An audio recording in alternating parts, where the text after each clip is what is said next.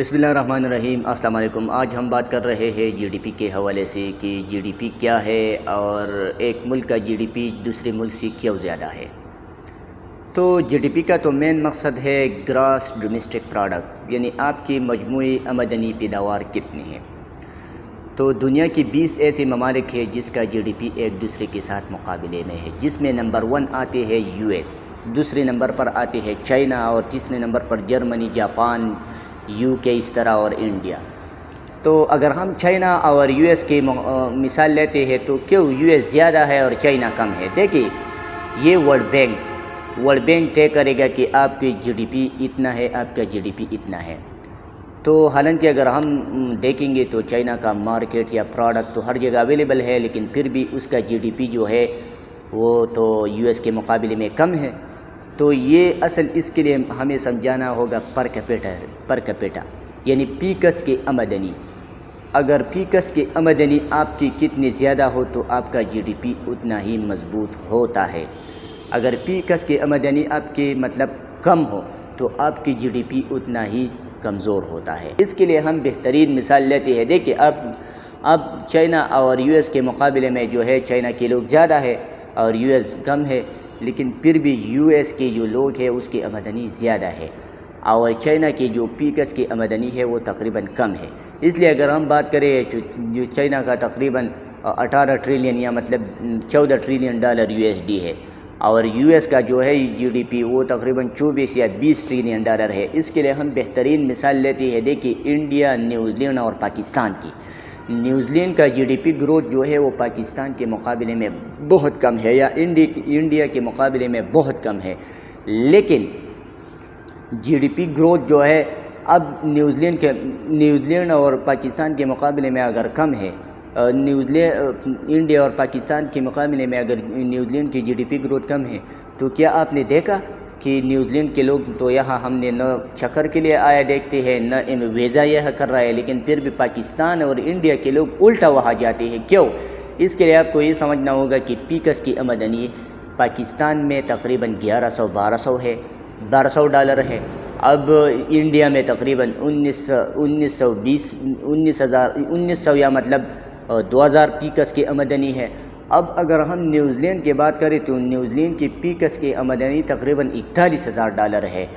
تو اصلی آپ کی جی ڈی پی گروتھ آپ کو تب کہلائے گی جب آپ کی پیکس کی آمدنی کتنی زیادہ ہو، اتنا ہی آپ مضبوط ہوتے ہیں۔ اگر ہم اسی طرح مثال لیتے ہیں نائجیریا اور پاکستان ہے، تو نائجیریا کے مقابلے میں پاکستان کا جی ڈی پی گروتھ بہت کم ہے۔